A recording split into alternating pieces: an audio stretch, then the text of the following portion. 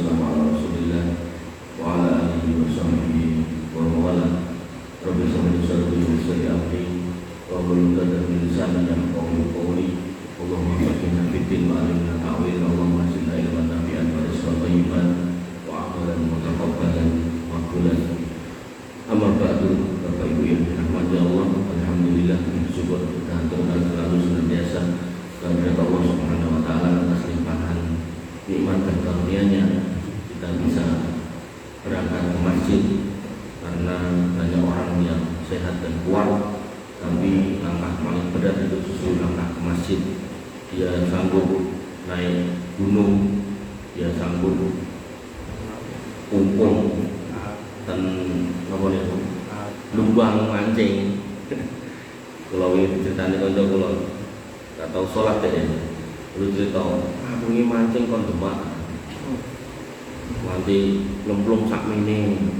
Sentok apa Mas? Untuk iwak nila piro? 5. Dene wangi lu mau ki Sidoarjo tekan Demak itu iwak nila 5. Oke. Sanggup niku. Nah, tapi nek begitu ning masjid paling angel.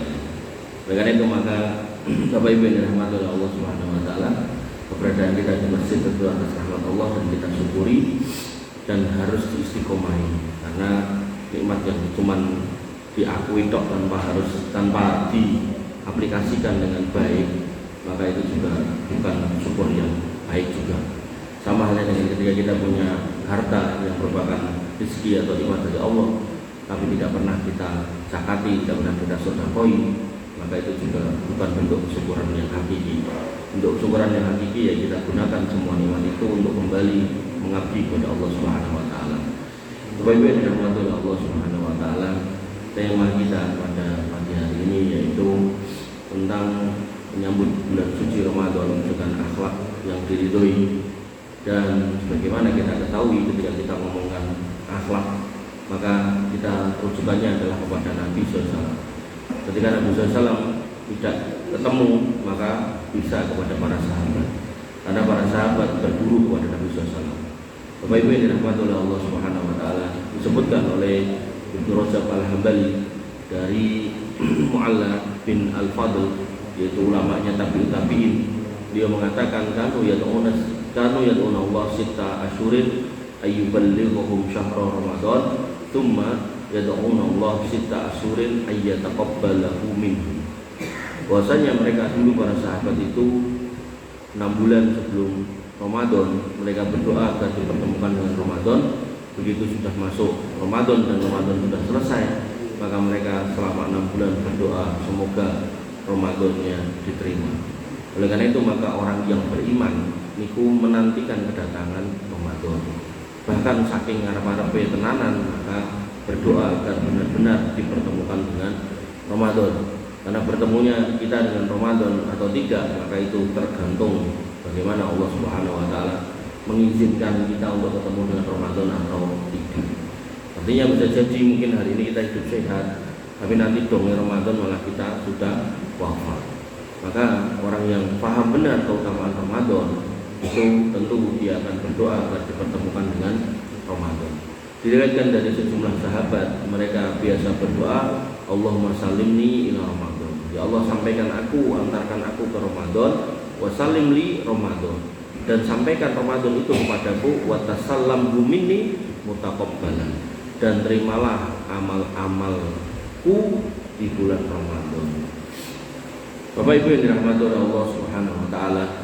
Kemudian disebutkan dalam riwayat Imam Ahmad, para sahabat mereka dulu ketika melihat hilal Ramadan, jadi bulan sabitnya Ramadan.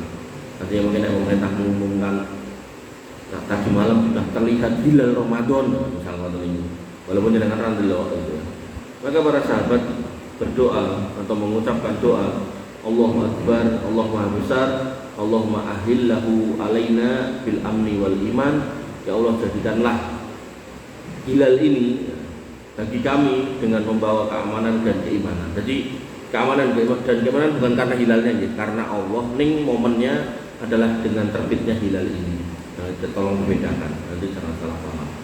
Kemudian wassalamata wal Islam, dan jadikanlah dengan hilal itu, pada saat hilal itu terbit, di situ kami mendapatkan keselamatan dan keteguhan atas keislaman, wa taufik lima tuhibbu wa tardo, dan taufik atas apa amal yang engkau cintai dan engkau ridhoi. Rabbuna wa rabbukallah, engkau adalah Rabb kami dan engkau adalah Allah Subhanahu wa taala. Bapak Ibu yang dirahmati oleh Allah Subhanahu wa taala, lalu ada sebagian doa dari riwayat Imam Ahmad dan At-Tabrani, Allahumma barik lana fi Rajab wa Sya'ban wa balighna Ramadan. Tapi sebagian ulama mendhaifkan hadis tersebut.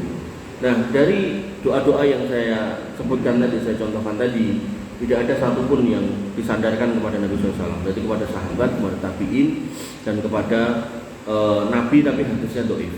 Maka bisa dipastikan semua doa yang saya ucapkan tadi atau saya sebutkan tadi tidak disandarkan, tidak bisa atau tidak boleh disandarkan kepada Nabi SAW. Tapi apakah nggak boleh berdoa dengan itu? Boleh. Bahkan jenengan ketika saya sebutkan tadi jenengan nggak hafal, kayak mau apa atau kayak mau gitu kan. Bahkan jenengan menggunakan bahasa Indonesia pun udah nopo.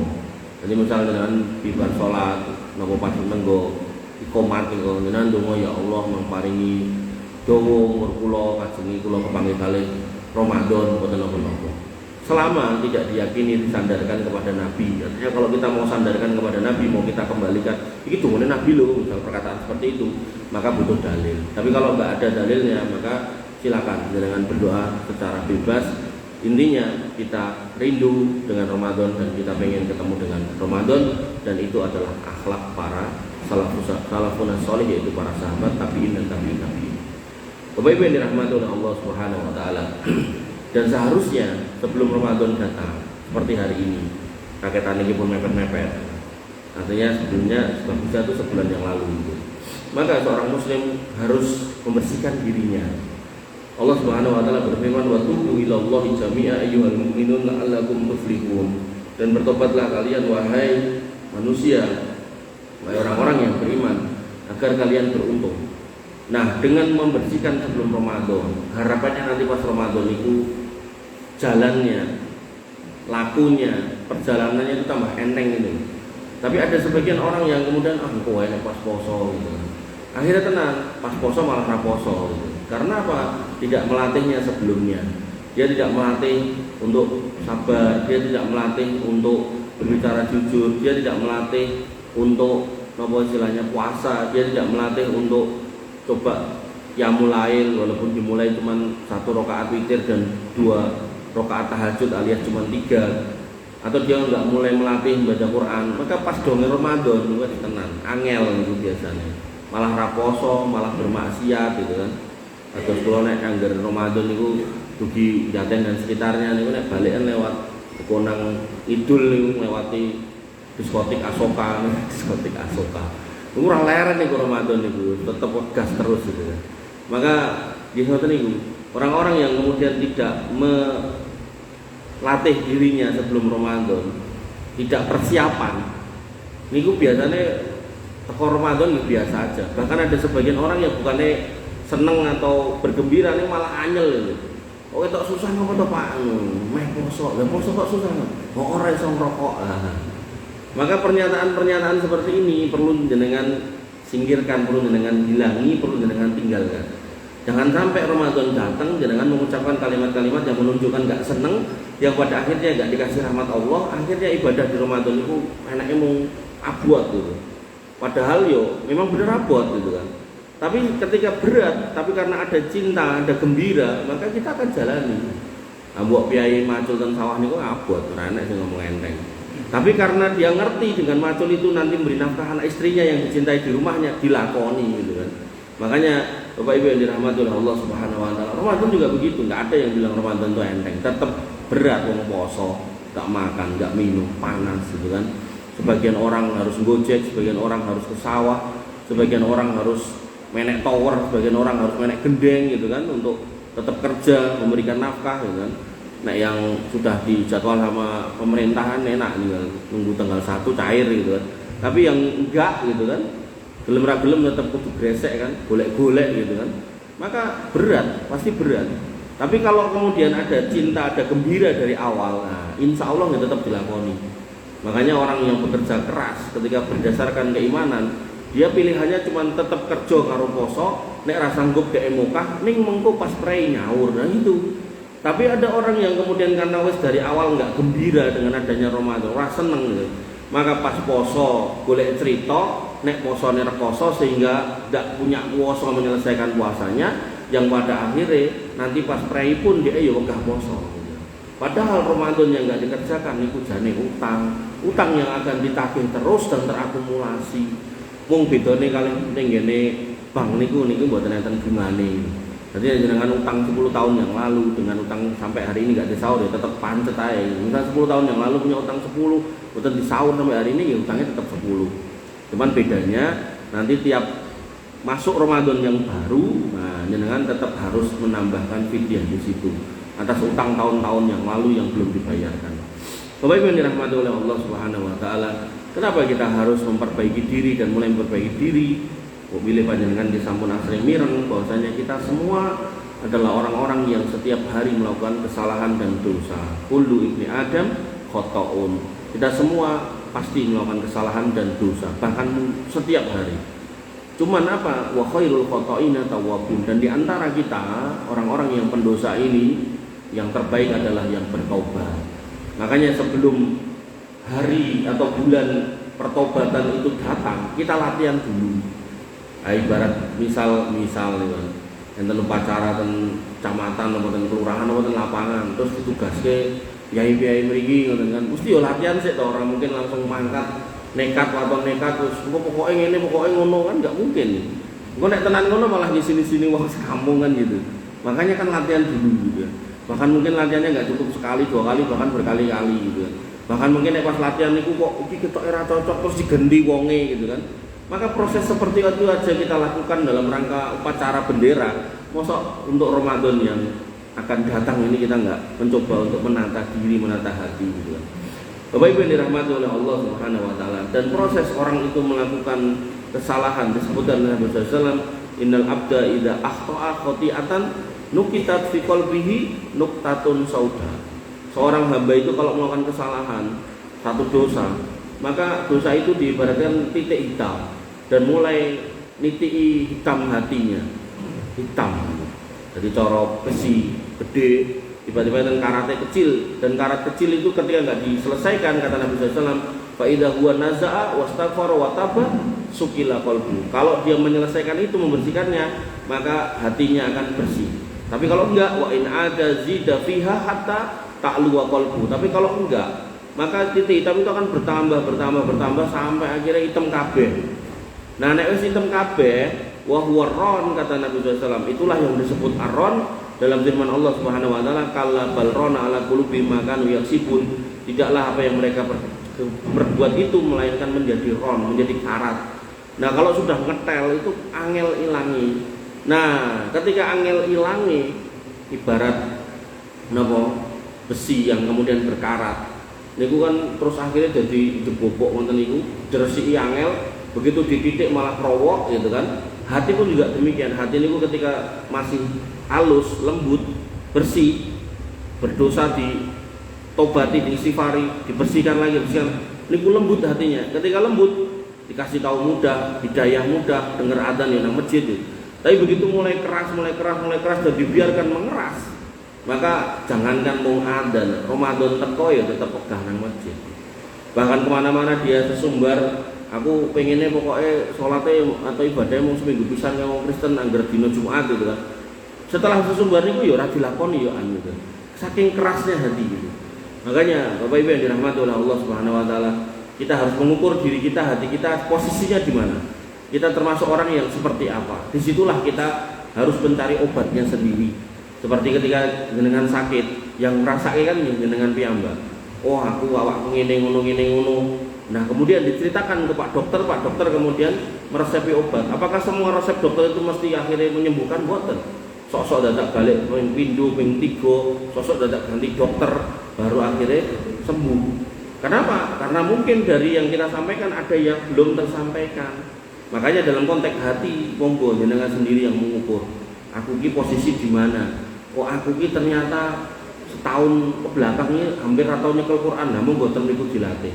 Oh, aku ki ternyata nek krungu adzan ki ora tau ndang mangkat gitu kan, tandang gagi-gagi cek kosak-kosik. Nah disitulah monggo jenengan silakan latih.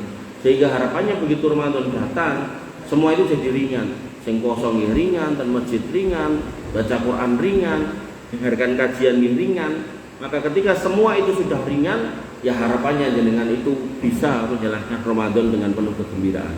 Bapak Ibu yang dirahmati oleh Allah Subhanahu wa taala, Nabi SAW menyampaikan bahasanya at-taibu minadz dzambi kama la dzamba lahu. Orang yang bertobat dari dosa, maka dia seperti orang yang enggak pernah berbuat dosa. Artinya dosa manusia itu segede apapun, kalau ditobati selama masih hidup, maka insya Allah tetap akan dihapus oleh Allah Subhanahu wa taala. Tapi kalau niku dibawa mati, artinya gak tobat, terus engko wae wong Gusti Allah ki Maha Rahman Maha Rahim gitu. Maka dalam bab syafaat nanti Nabi Muhammad yang pertama ngasih syafaat, setelahnya adalah orang-orang siddiqin, setelahnya adalah para nabi, setelahnya syuhada, setelahnya sholihin.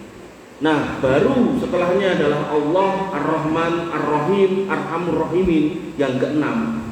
Dan Allah memberikan syafaat buat mereka yang tidak tercover dari syafaat Nabi, tidak tercover dari syafaat siddiqin, tidak tercover dari syafaat para nabi. Nabi di sini yang pertama tadi Nabi Muhammad, yang ketiga ini para nabi, berarti Nabi Musa dan seterusnya. Kemudian yang keempat tidak tercover dari syafaatnya para syuhada dan para sholihin. Nah, pertanyaannya, jeda antara satu, kedua, dua, ketiga ini pinten tahun, kan kita nggak tahu. Nek jedane misal 10 tahun, lah 10 tahun kan akhirat niku nek sedina niku ten mriko niku 1000 tahun ten mriki. Nah 1000 tahun ping 10 tahun niku kan, 70.000 tahun gitu, akeh banget gitu kan. Nah, maka orang-orang yang menanti rahmat Allah ngantrinya urutannya ngoten niku. Ketika kemudian dia harus dapatnya adalah syafaat dari Allah yang terakhir tadi, dan dia harus dibersihkan min neraka, kan rekoso gitu. Makanya Bapak Ibu yang dirahmati oleh Allah Subhanahu wa taala, tinimbang rekoso ten mriko langkung sae ditobati ten mriki. Makanya Nabi mengatakan at-taibu minadz dzambi kama la dzamba lahu. Pramila panjenengan yang hari ini masih diberi yuswa panjang 60 lebih, 70 lebih, bahkan ada yang OTW 80 atau mungkin ada yang 80 lebih gitu. Nah, maka di situ tugas kita adalah memeriksa lagi dosa kumbian sing rong tak tobati nopo, satu. Kemudian yang kedua, amal ibadah sing kudu tak tambahi nopo, dua. Yang ketiga, ngapunten barangkali ada kedoliman yang pernah tak kerjakan, nah itu dimintakan halalnya. Kalau bisa ngangge perkataan tok ya alhamdulillah, tapi nek bentuk utang piutang ya disahur, ngoten. Oleh karena itu maka Bapak Ibu yang dirahmati oleh Allah Subhanahu wa taala, ketika itu sudah dilakukan dan pertobatan ini dikerjakan setiap hari, sebagaimana pakaian ini kita pakai dan hampir setiap hari kita cuci, maka insya Allah kita akan selalu mengenakan pakaian yang bersih. Walaupun setiap hari ketika kita pakai, setiap hari juga ketambahan kotoran, mungkin melampah kesenggol pager, kena nopo, kena cete tanggane, atau mungkin kecipratan nopo, kena nopo gitu kan, atau linggui nopo gitu kan. Maka karena kita cuci setiap hari, setiap saat, maka insya Allah kita akan selalu pakai pakaian bersih dan tidak tercium bau-bau yang gak enak. Bapak Ibu yang dirahmati oleh Allah Subhanahu wa taala, dan musibah besar adalah ketika seseorang itu tidak mempersiapkan dirinya di bulan Ramadan, lalu datang bulan Ramadan dan Ramadan malah buat dia adalah sesuatu hal yang memberatkan. Allah Subhanahu wa taala berfirman tentang orang-orang dengan model seperti itu pada Quran surat Al-An'am ayat 110, wa nuqallibu afidatahum wa absarahum kama lam yu'minu bi awwala marrah wa nadzaruhum fi tughyanihim ya'mahun. Dan kami memalingkan hati mereka, penglihatan mereka seperti mereka belum pernah beriman kepada Al-Quran pada permulaannya, dan kami biarkan mereka bergelimang dalam kesesatan yang nyata. Makanya tadi saya contohkan itu diskotik Asoka itu tentang asrama ngidul. Jadi Ramadan itu tetap buanter, tetap wis pokoknya wong ning dalan mesti krungu.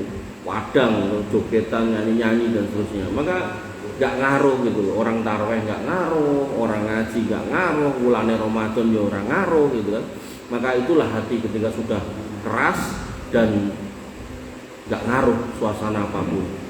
Bapak Ibu yang dirahmati oleh Allah Subhanahu wa taala, makanya Nabi SAW bersabda tentang latihan yang dimaksud tadi, yaitu beliau SAW bersabda, mayyas ta'ifa yu'iffuhullah Siapa yang melatih dirinya menjaga kehormatan, maka Allah akan menjaga kehormatannya. Wa may yatasabbar yusabbirullah. Siapa yang melatih dirinya untuk sabar, maka Allah jadikan dirinya orang yang sabar. Wa may yastaghni yughnihillah.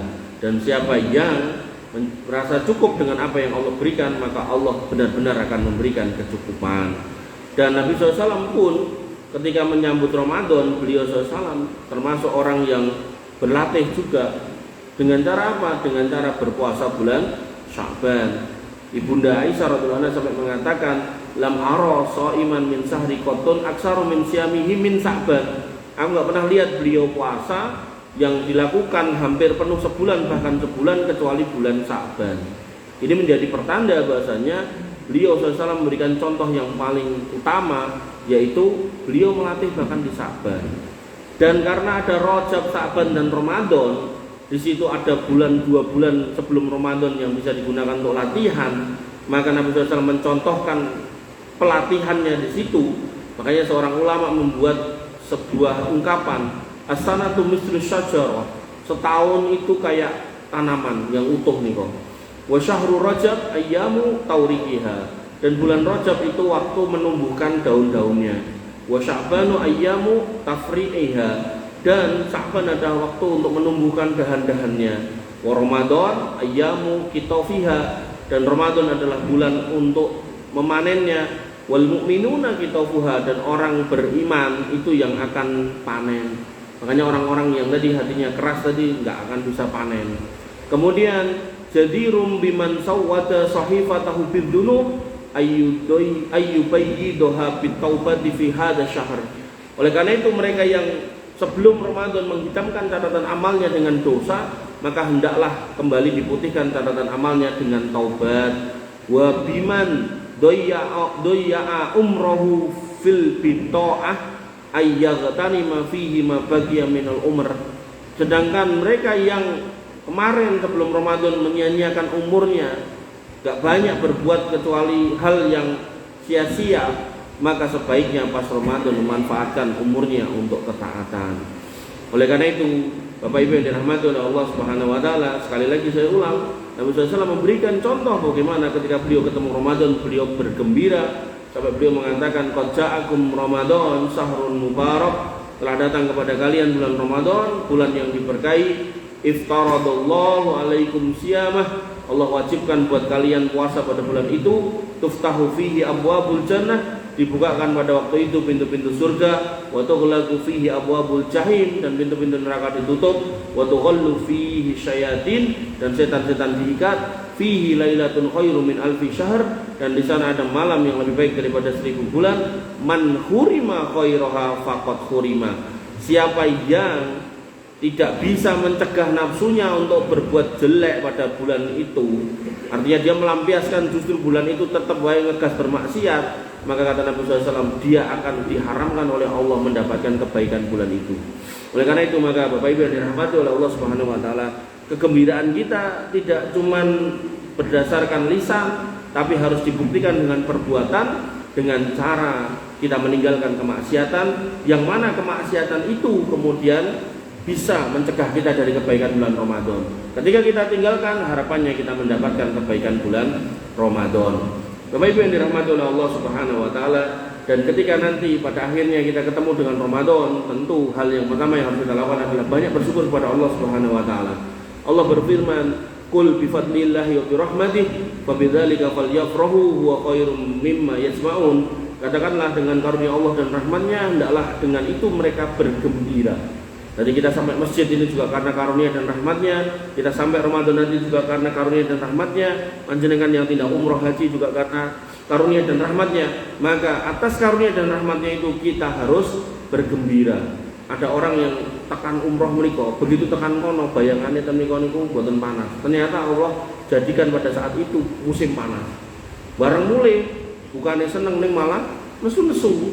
Misal aku mangkat, jebule panas banget gitu kan. Nah, maka Bapak Ibu yang dirahmati oleh Allah Subhanahu wa taala, jangan sampai jenengan ketika beribadah, apapun bentuknya, apapun cobaannya, terus jenengan iringi dengan kekecewaan, dengan kemarahan. Kenapa? Karena ketika jenengan mendapatkan ibadah dengan kesulitan, berarti sebenarnya Allah sedang memilih jenengan untuk beribadah dengan ganjaran yang besar. Lah kok bisa gitu? Karena Allah mengatakan innama yuwaffas sabiruna ajrahum bighairi hisab. Sesungguhnya Allah punya janji kepada orang-orang yang mau bersabar, Allah punya balasan yang sangat banyak yang enggak ada hitungannya. Makanya ketika orang beribadah itu dapat balasan, kok delalah dikai cobaan susah panas, maka di situ pasti balasannya besar sekali. Bapak Ibu yang dirahmati oleh Allah Subhanahu wa taala, Nabi SAW mengabarkan lagi bahwasanya orang yang berpuasa harusnya punya tekad yang baik untuk memperoleh kebaikan. Beliau SAW bersabda, "Idza ja'a Ramadan futihat abwabul jannah wa ghuliqat abwabun nar wa sufidat syayatin." Ketika bulan Ramadan tiba, pintu-pintu surga dibuka, pintu-pintu neraka ditutup dan setan dibelenggu. Maka dijelaskan oleh sebagian ulama, pintu surga itu dibuka artinya peluang besar bagi kita untuk melakukan ketaatan. Karena pintu surga dibuka, rahmat Allah dibuka lagi, maka orang secara umum niku kemudian ringan kakinya untuk ke masjid. Kecuali sinten orang-orang yang tadi itu loh, tidak melatih hatinya tadi loh, yang terhalang dengan dosanya. Jadi mbok tanggane duyun-duyun ke masjid itu dhek meneng ae gitu. Enggak tergerak hatine. Mbok aku melu gitu rakyatan pupuk bawang ya ora pokoke emoh. Dan pintu-pintu neraka tertutup, artinya kita berharap semoga kemaksiatan yang dilakukan segera dihentikan dan diampuni yang lalu, dan itu bisa kemudian menghalangi kita dari rahmat kebaikan. Makanya ketika pintu neraka ditutup, kok jek enek wong sing kemudian bermaksiat. Nah, ini ada apa kan gitu. Karena tadi itu loh, karena hatinya yang keras itu tidak coba untuk dilembutkan dulu. Nah, setan-setan dibelenggu maksudnya adalah tidak mudah baginya untuk menggoda manusia. Bukan berarti itu setannya dicekeli kabeh itu. Maksudnya di situ ada halangan. Mereka kemudian tidak bisa menggoda manusia dengan mudah kayak hari-hari biasa. Tidak sebagaimana dalam kondisi mereka hari-hari di luar Ramadan. Nah, harusnya ketika setan ini dicegah oleh Allah untuk menggoda manusia nek kudune semangat untuk beribadah. Tapi kenapa kok kemudian pas Ramadan malah manusia sebagiannya itu malah bermaksiat? Maka dalam Quran surat An-Nas jelas disebutkan min sari waswisufi sudurinas minal jinnati wanas. Di situ disebutkan orang-orang atau makhluk yang mengganggu, menyebarkan waswas kepada manusia itu dari kalangan jin dan manusia. Maka manusia itu dalam sebuah hadis disebutkan ditemani oleh seorang jin, seorang jin yang namanya jin korin. Yang korin itu artinya ngancani. Nah, ngancani dia manusia, kita semua ya, saya juga. Dia tiap saat, tiap hari, tiap waktu ngandani ngajak sing elek. Mesti elek. Bahkan sahabat yang kemudian diceritakan ini oleh Nabi SAW bertanya, "Lah jenengan napa nggih enten jin korin?" Nabi menjawab, "Aku ya enek. Mung bedone jin korin ku mlebu Islam. Dadi sing dikongkon kene aku sing apik-apik." Nah, jin korin ini selalu nyuruh yang jelek-jelek. Nah, Bapak Ibu yang dirahmati oleh Allah Subhanahu wa taala, ketika Ramadan datang, maka jin korin ini kan leren dulu. Enggak bisa. Nah, harusnya orangnya giat beribadah. Tapi kok ada orang yang kemudian jin korinnya ini kemudian dibelenggu, dicencang ibaratnya nggak bisa ngandani atau dihalangi untuk ngandani, tapi kok wongnya tetap bermaksiat. Kenapa? Lah karena sudah otomatis itu. Jadi sudah terlatih itu. Ya ibarat seorang murid itu saking pintere itu guru ngajari dia wis ngerti candaane. Maka itulah manusia ketika sudah biasa memperturutkan hawa nafsu, biasa ngetutke bisikan syaitan, apa yang diminta syaitan ditututke. Kowe kurang tahu to nyoba iwak iki dicoba kabeh. Kowe kurang tahu to nyoba banyu dicoba kabeh gitu kan. Maka ketika modelannya seperti itu, maka ketika datang Ramadan ya tetap dia akan bermaksiat kepada Allah Subhanahu wa taala. Bapak Ibu yang dirahmati oleh Allah Subhanahu wa taala, dan ketaatan kita kepada Allah itulah yang kemudian akan membuahkan hasil. Allah berfirman, "Walau sadaqullah lakana khairal lakum." Maka seandainya mereka benar-benar beriman kepada Allah, maka itu sungguh lebih baik buat mereka. Dan kemudian Allah menyiapkan atau menyampaikan tentang pentingnya bersiap-siap. Allah berfirman pada Quran surat At-Taubah, "Walau aradul khuruja la'addu lahu uddatan walakin karihallahum ti'asahum fathabbatahum wa qila qudu ma'al qaidin." Jadi ini kisahnya atau ayat ini berkaitan dengan peperangan. Jika mereka mau berperang, tentulah mereka akan menyiapkan persiapan untuk berangkat. Akan tetapi Allah tidak suka keberangkatan mereka. Jadi di sini keberangkatan orang untuk jihad itu adalah rahmat dari Allah. Maka Allah melemahkan keinginan mereka untuk berangkat berjihad dan dikatakan kepada mereka, "Sudahlah, tinggallah kamu bersama dengan orang-orang yang tinggal." Oleh karena itu maka Bapak Ibu yang dirahmati oleh Allah Subhanahu wa taala, Ramadan itu nanti adalah battlefield-nya kita, medan perangnya kita. medan perang melawan hawa nafsu yang nanti akan mendapatkan rahmat dan nanti akan mendapatkan surga dan seterusnya, maka sebelum masuk ke sana kita perlu persiapan. Allah sudah mengabarkan pentingnya persiapan. Orang-orang yang tidak bersiap, khawatirnya nggak diizinkan oleh Allah mendapatkan kebaikan di bulan Ramadan, akhirnya ketemu Ramadan juga biasa saja. Dan persiapan terbaik adalah dengan ilmu, karena ilmu itu akan menjaga kita dari kekeliruan. Adapun harta, kita yang mati-matian menjaganya. Allah Subhanahu wa taala berfirman, "Fas'alu ahla dzikri in kuntum la ta'lamun." Maka tanyalah kepada ahli ilmi, kepada guru-guru kita, kepada ustadz-ustadz kita ketika kita tidak tahu atas segala sesuatu.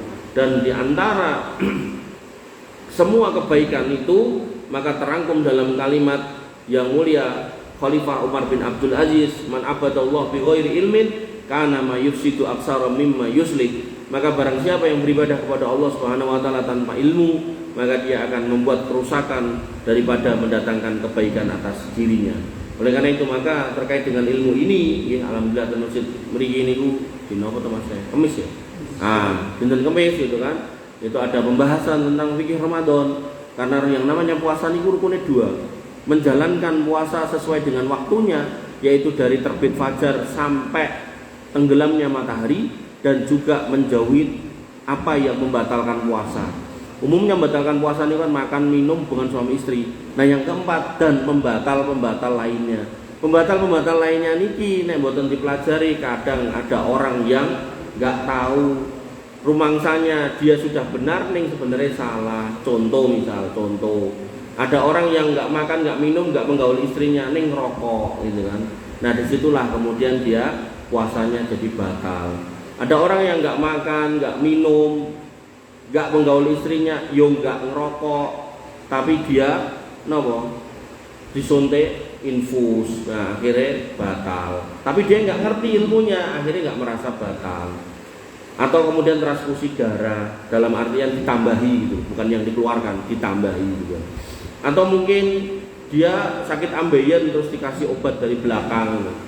Nah, karena nggak ada ilmu, akhirnya nggak tahu, akhirnya menjalankan seperti itu terus salah.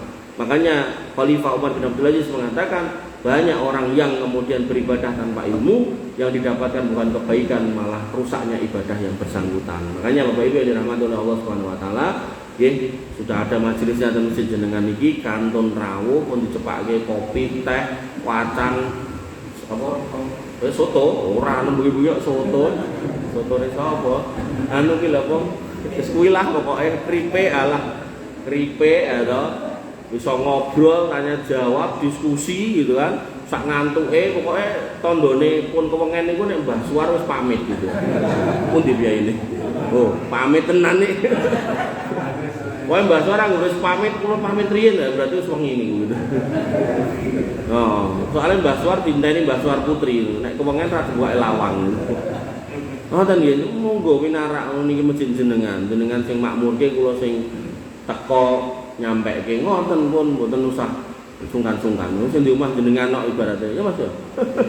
Kula mung tamu dikan teko mangkat napa mboten kan teko nggih mboten teko kan ngoten mawon. Bapak Ibu yang dirahmati oleh Allah Subhanahu wa taala, perkataan ingkang saged kula aturaken intinya kita orang beriman, kita paham puasa adalah kewajiban. Maka dalam rangka untuk menyambut bulan yang mulia kita bergembira, dan salah satu bentuk bergembiraannya sebelum puasa kita banyak bertobat. Tobat nggih bukan padusan mboten usah. Tobat mawon, tobat, istighfar, tobat. Nah, kemudian dari situ kita harapannya bisa ketemu dengan Ramadan dengan bergembira, dengan senang, sukacita. Apapun yang kita lakukan di Ramadan, pas lagi reposo, lagi panas dan seterusnya, kita tetap akan bertahan di atas keimanan. Nah, akhirnya benar-benar nggak kuat puasa pada waktu itu, monggo silakan mukah kalau memang ada udurnya. Dan untuk tahu udurnya perlu ilmu lagi, termasuk udur apa orang. Pak Joko ora poso apa? Loro tatu. Loro apa Pak Joko? Loro anu, panu apa watuk apa pilek malah.